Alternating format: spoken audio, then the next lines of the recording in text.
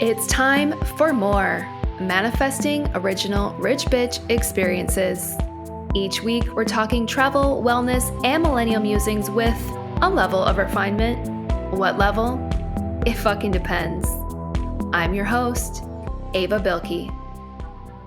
Welcome back to the More Pod. I hope that you are doing awesome. I've been reflecting on the things that have helped me the most in the area of personal growth. And one of those things is absolutely, without a doubt, coaching. So today I wanted to talk about the power of coaching and the 3 coaches you should have in your life. So, what is a coach? A coach is somebody who provides guidance to a client on their goals and helps them reach their full potential. So, there are lots of different types of coaches that you could have. And coaching, I think, sometimes is interchanged with mentoring. And while I think there's a lot of similarities between coaching and mentoring, mentoring can take a more informal approach. You can have a lot of different mentors throughout the course of your life that provide you wisdom and knowledge and guidance that might not happen in a more formalized coaching setting. And I think what formalizes the coaching setting is really the exchange of dollars. So, a coach is somebody that you hire. And I love working with coaches. Professionally, I'm a social media coach, so I might be a little bit biased here, but I think that anyone who is interested in personal growth and really reaching their full potential in life can find so much value and accelerated growth in coaching. So, when I think about the benefits of coaching, there are 3 that really come to mind. And the first one is accountability. So, having a coach in your life instantly provides a very high level of accountability and accountability to reaching whatever goal that you're working on. And, sometimes the accountability alone is worth it. Like, as disciplined as you may be as a human, there are certain things that you might need a little bit more accountability on. I know personally that accountability is something that really helps me because when I'm working on a goal, and run my own business as a solopreneur, I'm really only accountable to myself. And that's a beautiful thing, but that can also be a really slippery thing. Like there's nobody else knocking on my door asking when I'm going to get them a deliverable. Like it's really up to me. And in a lot of ways, I love that. I fucking love that freedom. Don't get me wrong. However, in being really honest with myself, I've realized that sometimes I do need a little bit of help in the accountability department. So, working with a coach automatically builds in a great level of accountability that will help you reach whatever goal you're working on a lot sooner. The next benefit I really see in coaching is the literal personal growth that comes from it. Oftentimes, a coach is going to teach you something, right?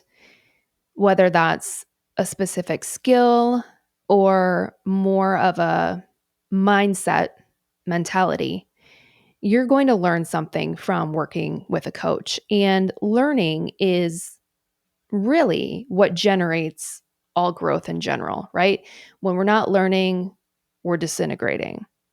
Personal growth is the next benefit I really see in coaching in general. The third benefit of coaching that I really love is having a third party perspective.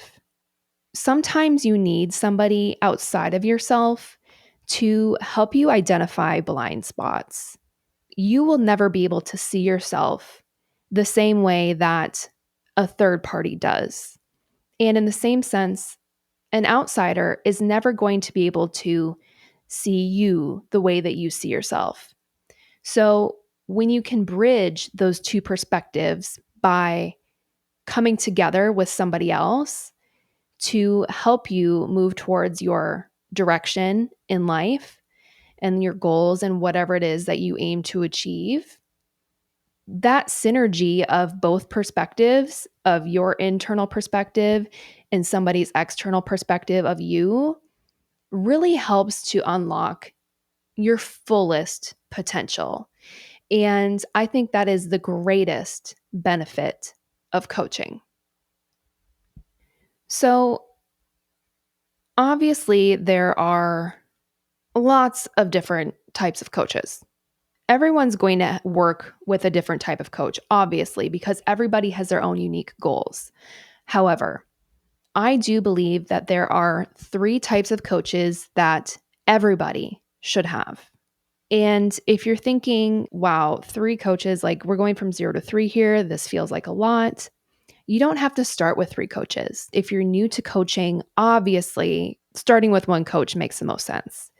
But I think that as you evolve and if you grow into this journey of self discovery and reaching your full potential, having three different types of coaches in your life can really help you maximize on all perspectives. The first type of coach that I think everyone should have is a life purpose coach. Now, life purpose coaches can take on a couple of different themes. You may find that you are gravitating towards a spiritual coach.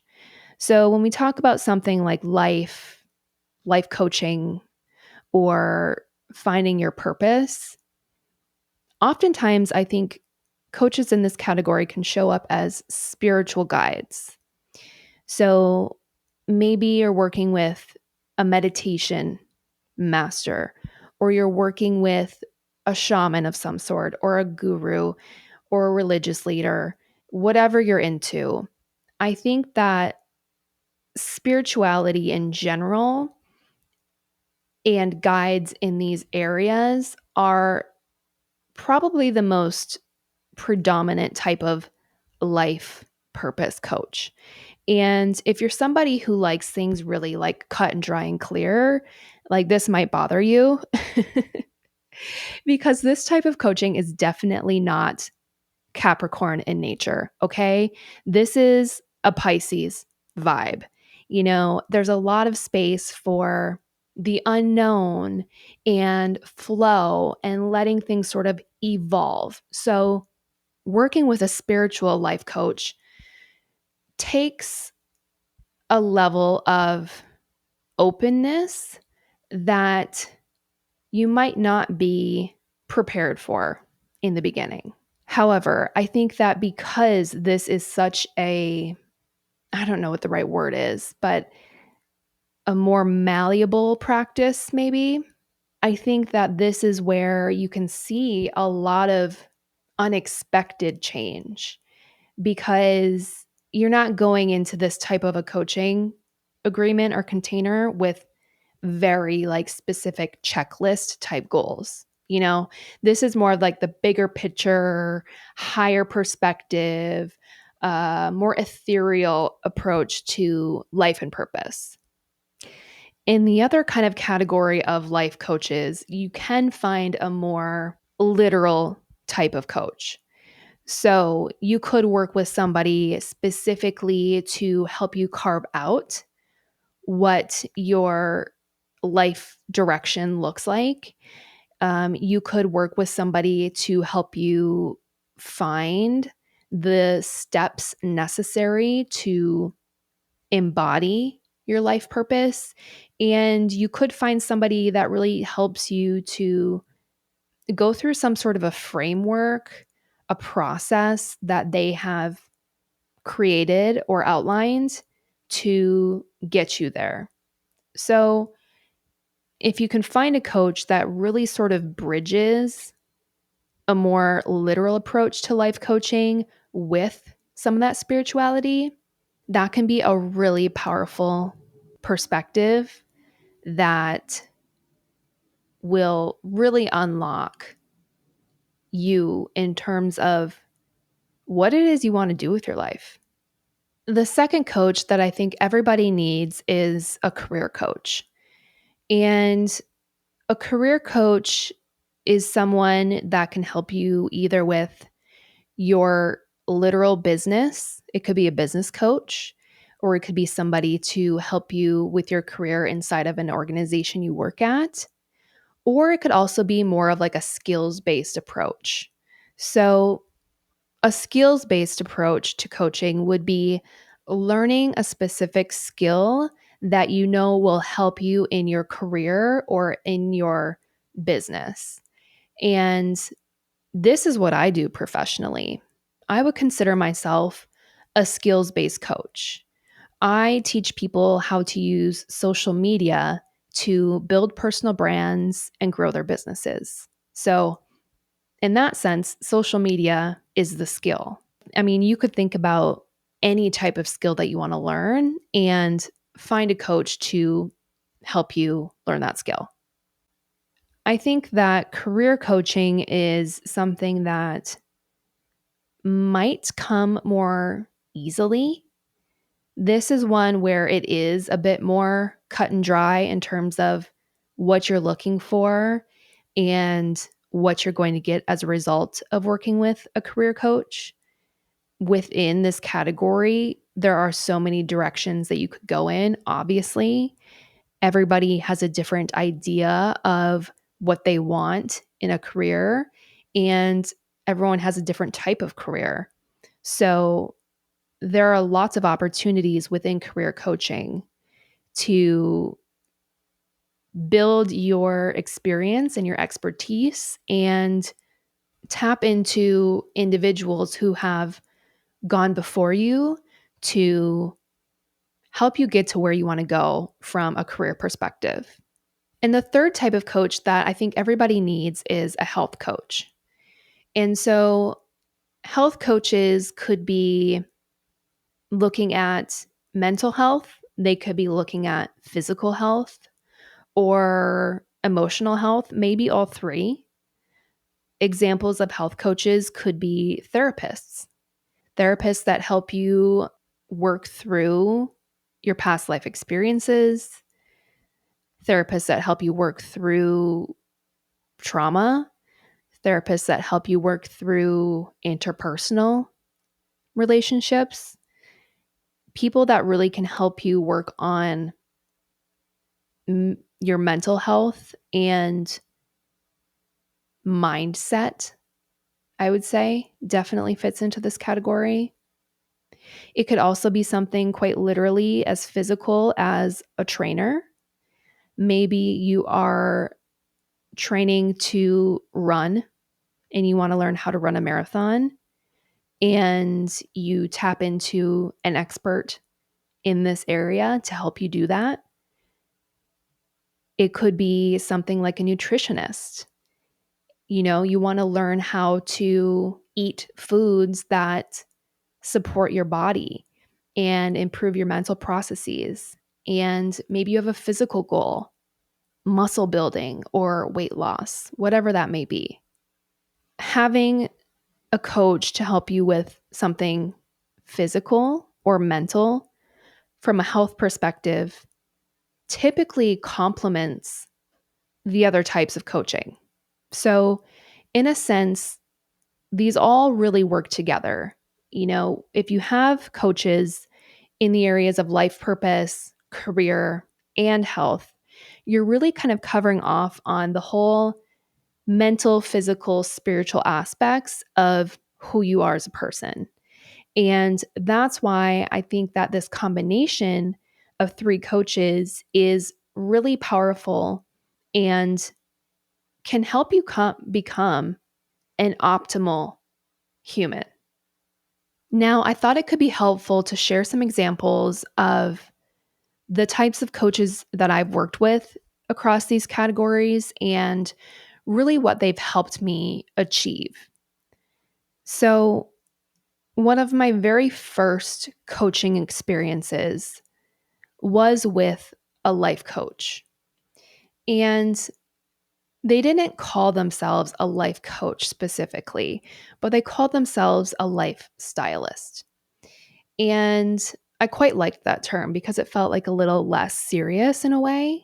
I think sometimes when you're like life coach, you're like, what the fuck? Like, what is this? And maybe no, thank you. So if you need to separate the terms for the purpose of like getting past that, please do. I started working with my very first life coach probably back around 2018.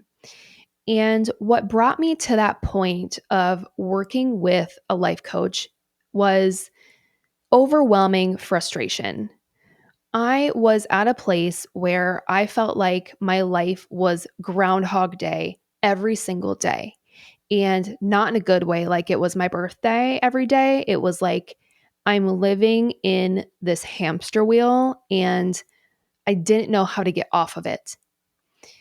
And I wanted a greater sense of purpose. I felt like I was just working to exist. For me to take that leap to actually start working with a life coach, it took just a massive amount of frustration. Like, I was so fucking fed up that I was like, that's it. Like, I'm getting help in this area. I need accountability. I need to help navigate how to get from where I currently am to somewhere that I want to be. And I didn't even necessarily know where I wanted to be. I just knew that I wanted change. And that's enough. So if you've been considering, working with a life coach, you don't have to know exactly what you want. You just have to know that you want to get unstuck, and the rest will really unfold from there. So through this experience, I was able to work with a coach who helped me through a combination of those more kind of like literal steps and a spiritual aspect of meditation. So I was able to meditate on and really vision into what I wanted, finding a greater purpose. And then from there, being able to work backwards in terms of like, well, how do we get there? I got out of that hamster wheel and was really able to set myself on a path of greater enjoyment and really living life in a much fuller way. So that was my first experience with coaching in that life purpose category. In terms of career coaching, I've done a lot of this. Did I mention that I love coaching? Did I mention that I'm a coach? I fucking love learning, you guys. So, I've done a lot of skills-based coaching, and more recently, I've entered into a really cool business coaching container as well. About 4 months ago, I started working with a business coach. And this individual is somebody that I had worked with in a smaller capacity previously. But I'm at the point in my business now where I felt like I really wanted to layer on an additional level of accountability and clarity. Like, I really wanted this coach to help me map out my key business pillars and objectives for the next couple of years. And as a solopreneur, I've found this incredibly helpful because I spend the majority of my time with me, myself, and I I also tend to be an overthinker. So for me, what happens in this space is that I could think about business ideas, business plans, or I could vision a longer term goal and then get totally stuck in the weeds in terms of how to make it fucking happen. This specific business coaching relationship has been one of those where that third party perspective that I spoke about, in terms of I'm never going to be able to see myself the way other people see me, and vice versa, having this coach's perspective of me and their wisdom and knowledge and expertise based on what they currently see, paired with what I'm telling them I want, has been so incredibly helpful. It's really like getting out of your own way. And sometimes you really just need that third party perspective. Having this vision paired with regular check ins, weekly check ins, accountability, bi weekly calls where I am able to share my progress, this has been so incredibly helpful to keep my business moving in a direction that I wanted to go in. An example of career coaching that's been a bit more skills based. One time I took a program from a public speaker who helped me improve the way that I speak and the way that I tell stories and the way that I share information. This is a really cool example of wanting to learn a skill. How do I improve my public speaking skills? How do I improve my storytelling skills? And then coming out of that program on the other side with a very clear skill set that I was able to build based on working with an expert in this field. Another example of a skills based coach that I've worked with recently is a digital nomad coach. Working with somebody who has had several years' experience of running a business from a laptop anywhere and everywhere in the world. And you might say, like, well, why would you need a coach for that? There are so many things that I would have never considered had I not worked with this coach. Big things, small things. I mean, a very small example. What kind of credit card do you have? Well, I have an Amex. Okay, you're going to need a visa because when you leave the United States, many countries don't take Amex. Small things like that, and also bigger things about the mindset and how to look at alleviating the cost of living. I mean, just all sorts of things that I would have figured out eventually. My first nomadic experience would have been a lot less enjoyable. And so having a coach in this area really helped me to really learn quicker, be able to predict things I would have never considered, and really optimized my first experience with digital nomading for a longer period of time last summer. And in the area of health, I have been working with a personal trainer for probably 3, 4 years now. I know that I'm not going to be the first person to get out of bed in the morning and go to the gym. It's never been me. It never will be me.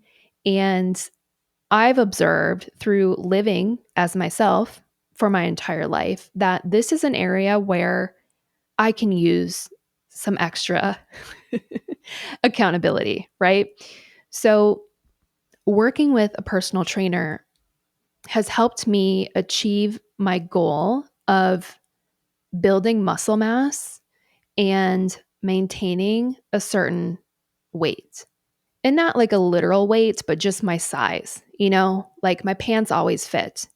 And I love that for me. And a lot of that can be attributed back to my personal trainer because every single Friday morning we get on Zoom and we do a workout.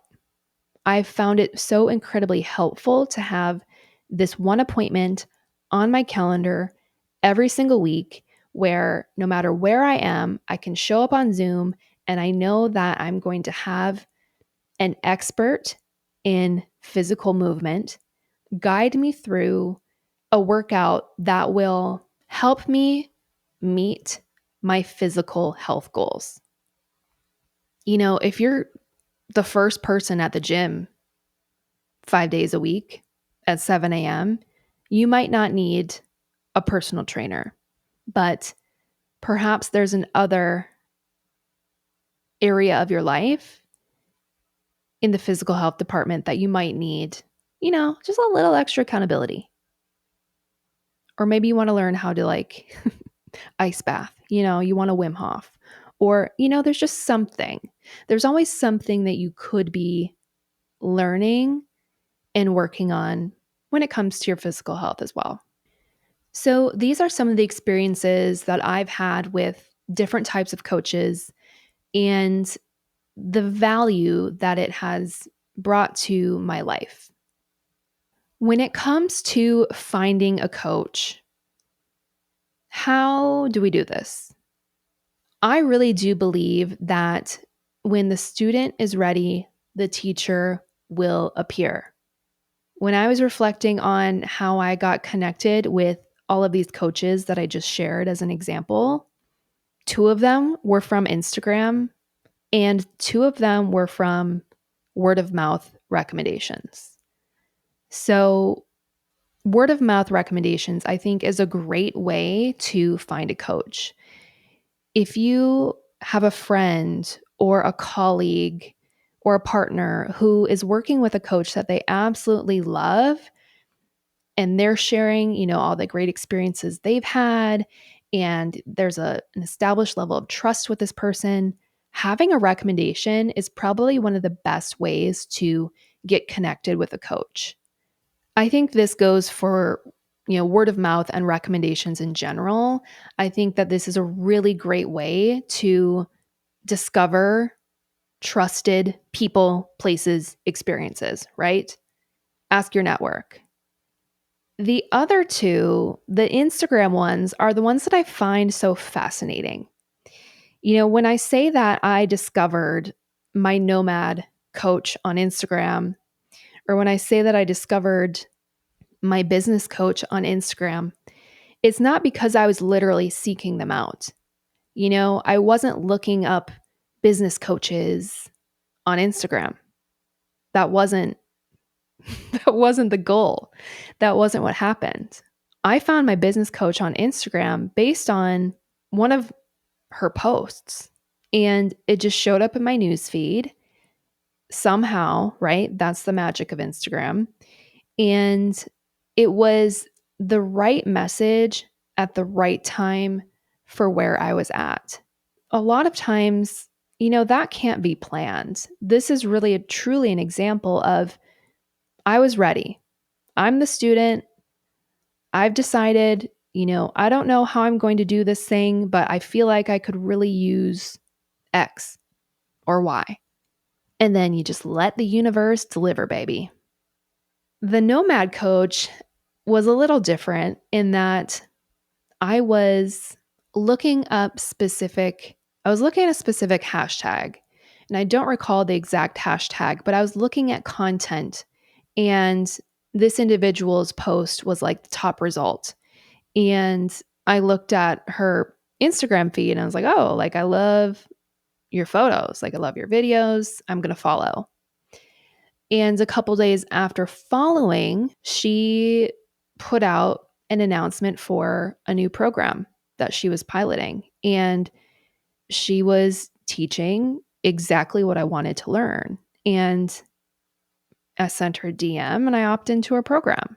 So, again, the magic of Instagram. But in both ways, I had personally, internally decided I was ready.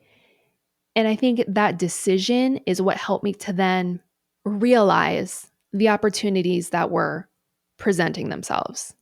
A lot of times you just have to be open, open to the idea of coaching or open to a specific goal and, seeing how it's going to come through. And that's that life magic that we can't always explain.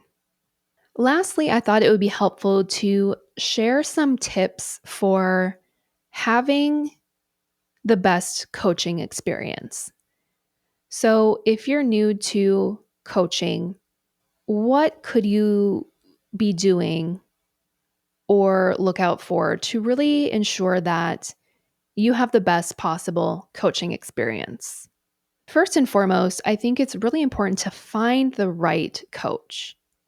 In the same way that there are a million different hairstylists in the world, you're not just going to work with anyone, right? You're going to ultimately choose a hairstylist based on their work, their vibe, things that you might have in common, maybe their location. There are a lot of different factors that go into, selecting a service expert. And the same goes with coaching. So just because your best friend has a business coach that they're obsessed with, it doesn't necessarily mean that you would also be obsessed with this specific business coach, right? You might have different businesses, different business styles, different goals, and all of that should be considered. It's also helpful to realize that just because you might have one coaching experience that's not so awesome, it doesn't mean that coaching doesn't add value to your life. Like, I think about one time I signed up for therapy and it was virtual therapy. And, I just got assigned a therapist. I didn't really pick them. I put in my goals or like things about me and my preferences. But ultimately, I was assigned a therapist that I didn't really vibe with. And I kind of abandoned the therapy at that time. And in reflection, in the moment, I think I wanted to write it off. I'm like, well, this therapy just doesn't work for me. I can find better modalities of healing. When in reality, it probably just wasn't the right therapist. So keep this in mind. And if you do happen to have an experience that's not awesome, don't let it discourage you.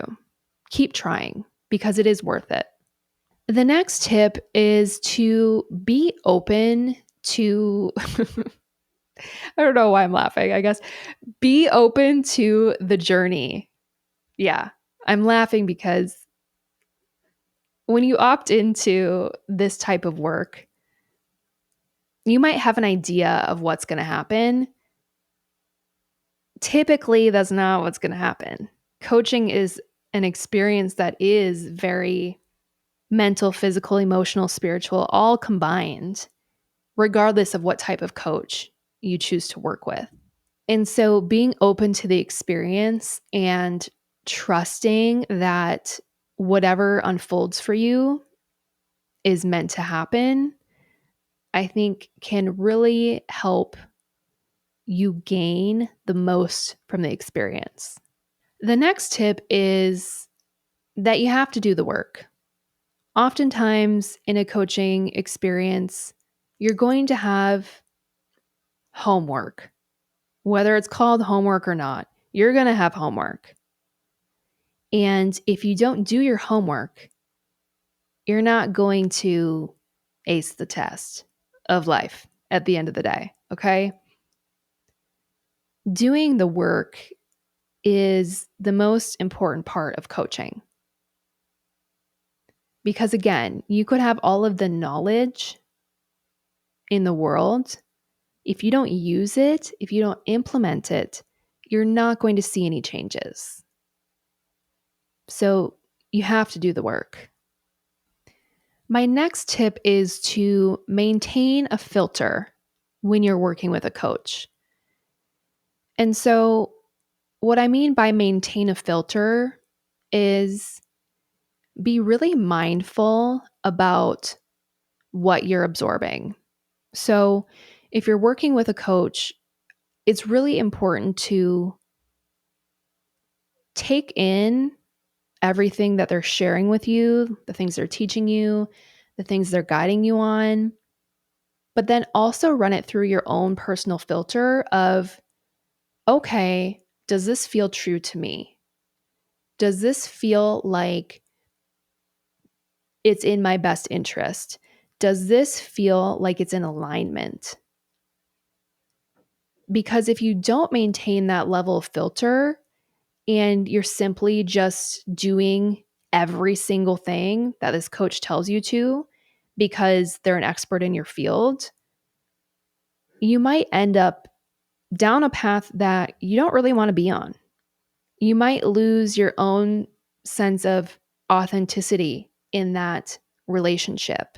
Maintaining a filter and asking yourself, what do I want to keep and what do I want to let go of from whatever it is that I just experienced or I just learned, is a really important step of the process. And my last tip for having a good coaching experience is actually to filter on and off, to go through cycles of coaching. If you have a coach or 3 coaches in your life at all times, you're going to get overwhelmed. Oftentimes this work happens at a very deep level, and you need to have periods of integration to really take everything that you've learned and really integrating it into your daily life, your mindset, your practices, your routines. You have to have those integration periods so that you can fully absorb everything you've learned. And then, pop back in for your next level of mastery. So there we have it, the power of coaching and the 3 coaches everybody should have. Like I said, I'm a huge fan of coaching. It's been an incredibly important part of my life, both personally for my own growth and professionally as my career of choice. And so much good can come from it. And I really do think it's something that everyone should experience at least once in your life. So let's transition into this week's Love It or Leave It. What I'm loving this week, we are currently in a period of Mercury retrograde.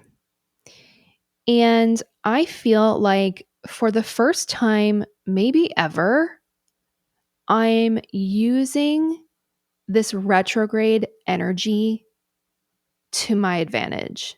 Now, if you're not familiar, Mercury retrograde is a time period in which you should be revisiting, you should be revising, reestablishing. It's a time of looking backwards and really fine tuning anything that you may have set into motion previously, but maybe it just wasn't quite right. Reevaluate. Anything with a re is what you should be doing during Mercury retrograde. Right now, I am rebranding this podcast, visually speaking. And I'm really excited about it because we're coming up on the Morepod's first birthday, which I cannot believe. And a lot has changed in a year since this podcast was first launched. And this period of revision is really going to visually portray the energy of this podcast, of this experience. I'm just so fucking excited. I cannot wait for you to see it. So stay tuned. But over the past week, I've been working on the website rebrand, and I'm just killing it. I'm in my creative mode. I'm working, I'm making progress, I'm getting shit done. And I'm like, hell yes. Rebrand, revise Mercury retrograde, killing it. So I'm loving this. And if there's something in your life that you think could use a little refinement, the good news is you've got a few more weeks to do it. So I think we're in retrograde till mid-May. So get to it.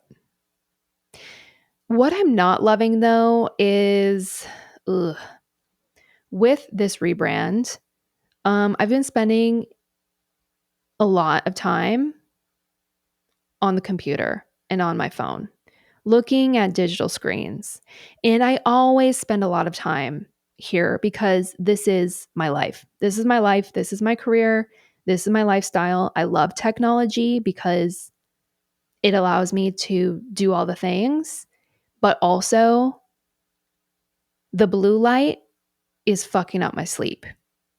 But my screen time with this rebrand has increased from 9 hours to 12 hours a day. 12 hours a day on average is what I've spent on the devices over the last week. And I'm not loving that. Now I know it's temporary, and that's what I keep telling myself, like, this is temporary. It's just because the rebrand, we're going through a period of being hyper online and it's okay. But when my weekly screen time report came through today, that's literally half of every single day. Damn. With that, thank you so much for joining me. I really appreciate the time you spend here with me, listening to the podcast. I can't wait for you to see the new visuals coming soon. If you enjoyed today's episode, please rate and review the podcast. Leave a little 5-star rating. Tell me what you liked, what you loved. And you could follow along on Instagram at the More Pod, on YouTube at the More Pod. And I'll see you next week. Bye. Listen to the More Pod every Wednesday as I share the things that make me more me and discover a thing or two to make you more you.